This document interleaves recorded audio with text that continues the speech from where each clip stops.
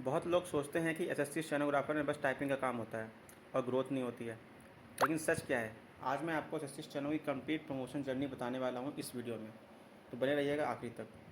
देखिए, इस वीडियो में हम बात करने वाले हैं प्रमोशन हायरार्की के ऊपर, प्रमोशन टाइमिंग क्या होती है, उससे सैलरी ग्रोथ क्या होती है और आपका रियल करियर स्कोप क्या होता है।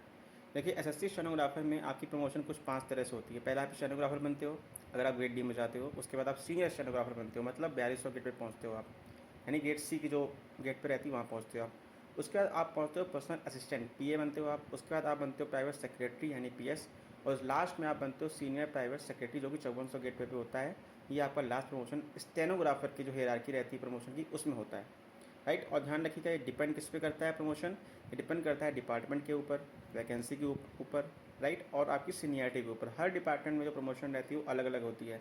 इनकम टैक्स में आप ग्रेड डी से ग्रेड सी यानी कि जो 4200 गेट पे रहता है, जो सीनियर स्टेनोग्राफर रहता है, उस पोस्ट पे पहुंच सकते हो 3 से 5 साल में। और यही सीजीडी की बात करें, कैग की बात करें, यहाँ पे 10 साल लग जाते हैं। तो अलग अलग डिपार्टमेंट में वैकेंसी के हिसाब से और जो भी उनकी रिक्रूटमेंट रूल्स रहती है उसके हिसाब से प्रमोशंस होते हैं, ठीक है। जनरली 3 से 5 साल में हो जाता है, बट जो डिफेंस अकाउंट डिपार्टमेंट होते हैं, ऑडिट डिपार्टमेंट होता है, वहाँ पे 10 साल के आसपास पहुँचता है, राइट। और जैसे जैसे प्रमोशन होता है वैसे वैसे आपका बेसिक पे इंक्रीज़ होता है, इन सैलरी बढ़ती है। और ध्यान रखिए, रेस्पॉन्सिबिलिटी एंड रेस्पेक्ट दोनों की दोनों इंक्रीज़ होती है। मैक्सिमम जो आप यहाँ पे पहुँच सकते हैं, अगर आप स्टेनोग्राफर की लाइन में चलते हैं तो सीनियर प्राइवेट सेक्रेटरी तक आप यहाँ पे पहुँच सकते हैं। और अगर आप अपनी लाइन चेंज करना चाहें तो वो भी कर सकते हैं। अगर आप सीजीडी डिपार्टमेंट में आते हैं, कैग में जाते हैं, तो आप अकाउंट ऑफिसर बन सकते हैं स्टेनोग्राफर से, वहाँ के जो डिपार्टमेंट एग्ज़ाम होता है वो दे करके। अगर आप इनकम टैक्स में जाते हैं, एक्साइज में जाते हैं, या अदर किसी ऐसे डिपार्टमेंट में जाते हैं जहाँ पे फाइनेंस, जो मिनिस्ट्री ऑफ फाइनेंस के अंदर आता है, तो वहाँ पे आप इंस्पेक्टर बन सकते हैं। उसके बाद इनकम टैक्स ऑफिसर बन सकते हैं, एसीआईटी बन सकते हैं, राइट। इस तरह से आप वहाँ पे भी जा सकते हैं।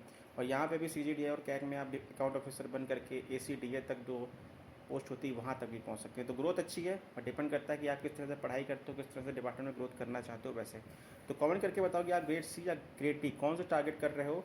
और अगर वीडियो हेल्पफुल लगा हो, आपको लगा हो कि आपको एक अच्छी इन्फॉर्मेशन मिली इससे कि आप ये समझ पाएँ कि स्टेनोग्राफर में प्रमोशन कैसे होता है, तो वीडियो को लाइक करिएगा और भी वीडियो के लिए चैनल को सब्सक्राइब करिए। Thank you so much.